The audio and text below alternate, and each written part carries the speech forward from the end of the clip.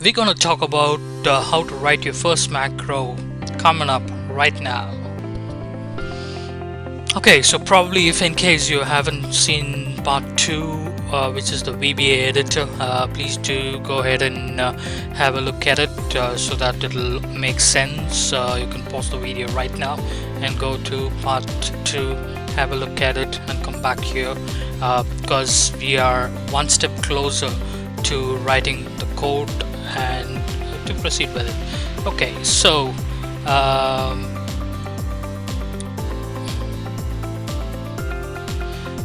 starting with the first step. So what are the ways that you can actually go ahead and record write macros? There are like approximately 4 high level methods, I would say, perhaps, and we'll just go ahead with all these 4 shortly. So if you want to go ahead and record the macro, which we'll see it right now, and the code will be written automatically by the the Excel. Sounds interesting, yeah. So and you just gotta go ahead and you go to the macros under view and run them as and when you want repeatedly. Writing your own macro, that's the second thing. That's where we are trying to head into eventually. The first step is to record and then write your own macros, and then proceed more in integrating those two with modify macro and how do we reuse them and proceed with it. The fourth one is the COM object. You probably heard of able bytes and various other places where the macros and add-ins are being created. They have been created either in VBA or C++ and compiled to be a .dll file and used with it. And these are very complex and they are very useful if you want to keep your code very secure and everything. So you can see the first one, recording a macro, nice and easy. You can just go ahead and record it, reuse it as and when you want. Writing your own macro, always useful. That's allows you to do complex things and useful things. Doing these two things together will save time. However, it's very complex at times and it's very useful. The COM object, we'll see if I can cover this at the end of the course because we have lots and lots of things to know before we can head up to that. Okay, so moving to the writing the first macro. Okay, so these are the steps that you would need to follow. First, that we need to go ahead and open the Visual Basic editor. As I mentioned, I talked about Visual Basic editor in the second part of the series. If you haven't checked that out, please have a look at it so that you'll have a better picture of what I'm talking about. So here it says check part 1. It's actually part 2, so I'll try to correct that. And double click the sheet name under the project and we'll see all these things. How do we add and write these codes. So the next thing, that's the macro we're just going to start with, and then I'm going to take you up with recording the macro and how do we reuse it and various other things. So coming to the contents, this is what we're trying to do. So there are 2 ways I told you that you can go ahead and get your VBA and the macros written. So I'm just going to press Alt F11, or you can just go to the view macros here and create your first macro. I'm creating it. Here we go. Create first macro.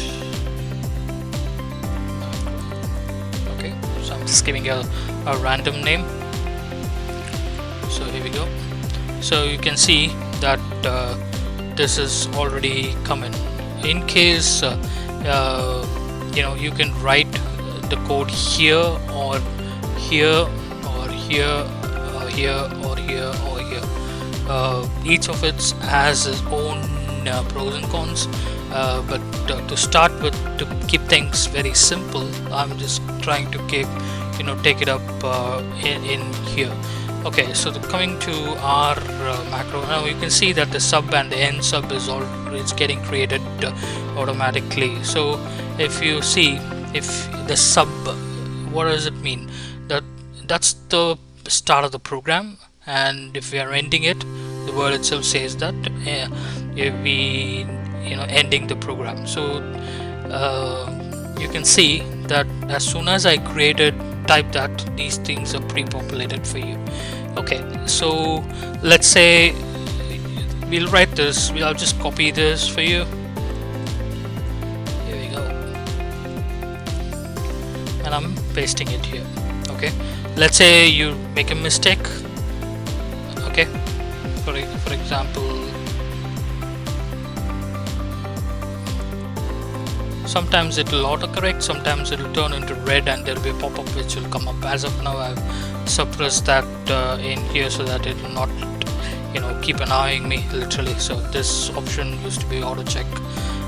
It will still check, it's just that it won't pop up if you make a mistake. So that's the whole thing. So the first macro we've just written, MSG box, is nothing but a message box.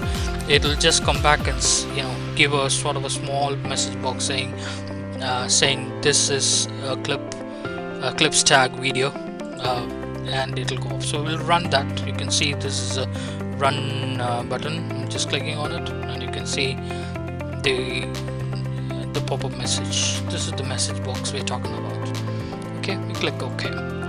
Alright, so that's it. Could be that simple. Message boxes, you can type anything that you want. There are complex message boxes, like let's say if you want to say, do you want to proceed for some reason, something like that. Okay, proceed, and we close it, and we say, you can see VB. This is nothing but so it says VB OK only. Remember, when we clicked on OK, if we select this, only OK will be there. If you select OK or cancel, OK and cancel, two buttons will be there, and yes or no, retry, cancel, yes, no, cancel, all three facilities are there. So for example, let me see if I write yes and no, okay, and then I close the bracket and I say okay. What do I do wrong?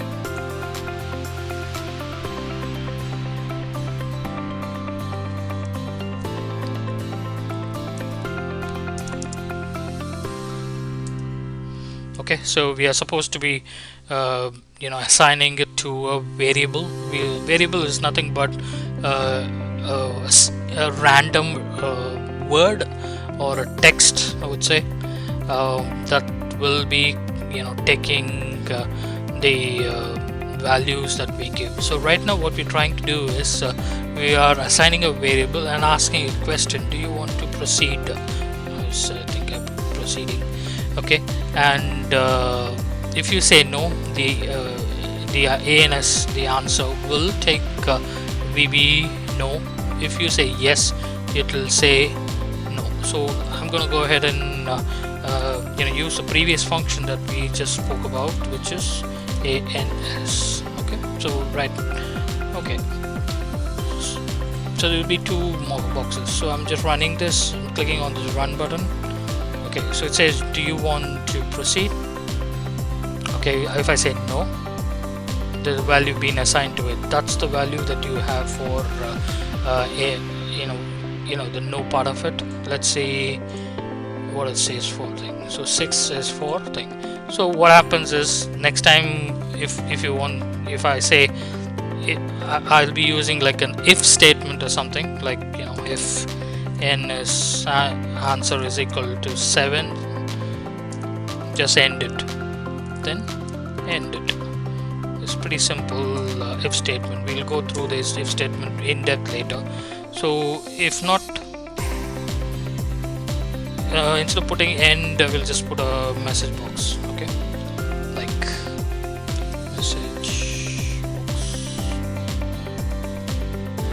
You have clicked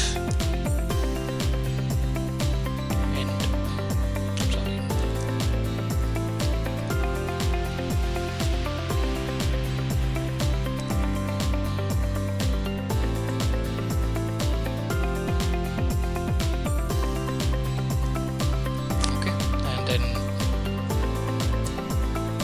If this condition A, answer is equal to 7, then this will be executed.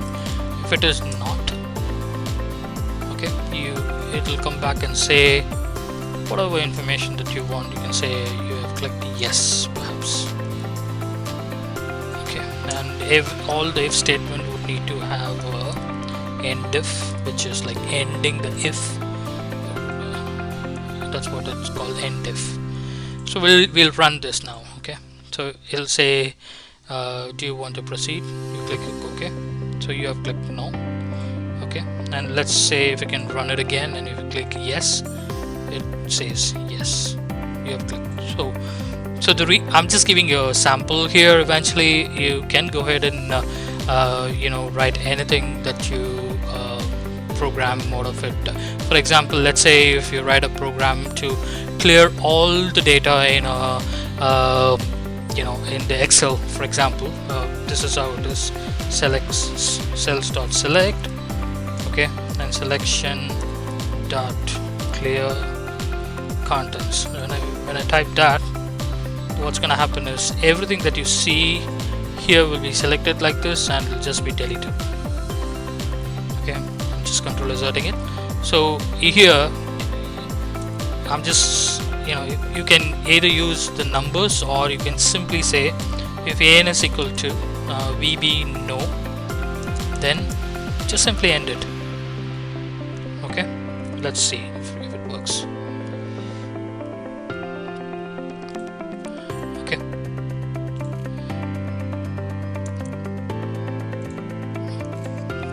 test.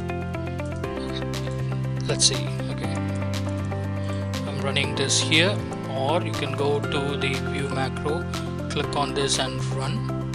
Do you want to proceed? You say yes, it'll just go ahead and delete that test, because full sheet. If you say no, it should not delete. So we'll run that again. Run. You say yes, it'll just clear away. So I'm just giving like an example as to how do we go ahead and use all these message box and various other things. So that's the first example, or perhaps the second. We'll see if we can write more complex ones perhaps right now. So I have all the marks here, and if you wanted to go ahead and let me type it here. That's like equal to sum of these. Okay, we have 36, and this is calculated using the formula that we have. Okay, now what if you wanted to go ahead and use a similar formula in the the VBA and reuse that while a large macro is running, and you want that calculation to be available, and so on. Okay, so the first step is start with the SubSum Test. Okay, and then that's, so you can see the end up comes up. If you type application dot, so you can see all the things which are under application which comes in. We are looking for worksheet function, and under that we are looking for sum. Let's see.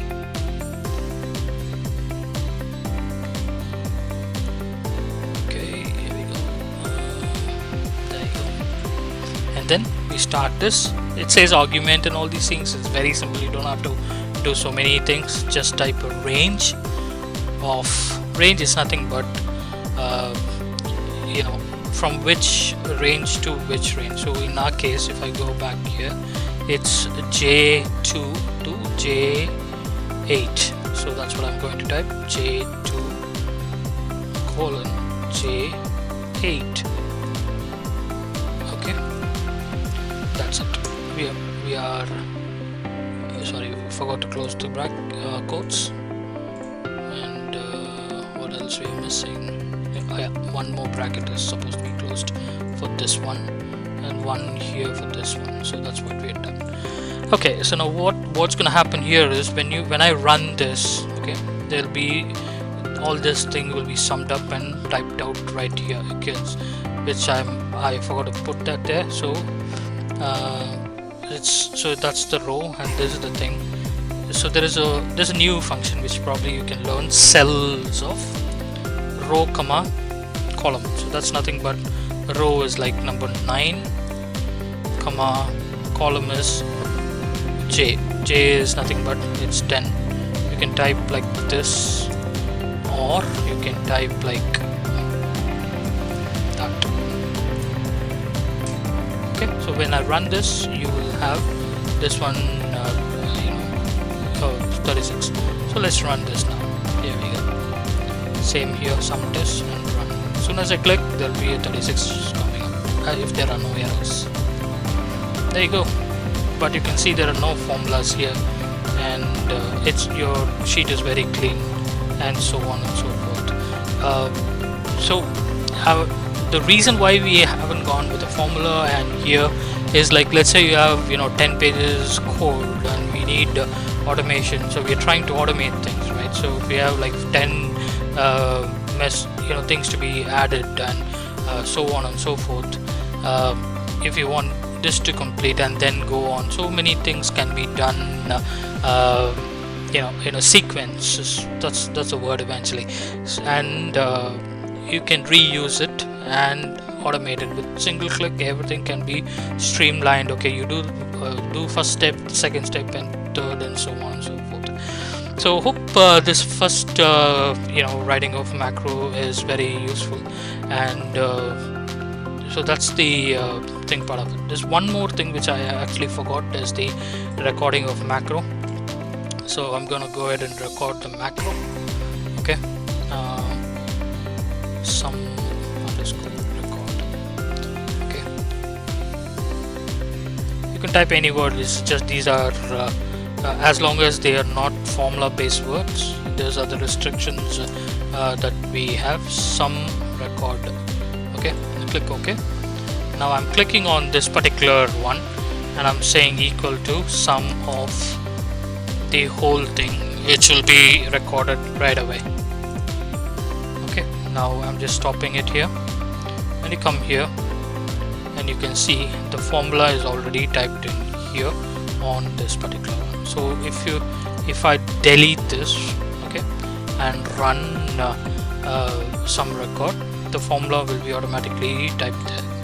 See there you go. So very useful things. We'll do more complex things as and when things comes up. I hope you like it. Feel free to subscribe and drop a comment or two. I'll be happy to assist you. Alright, cheers, bye bye, take care.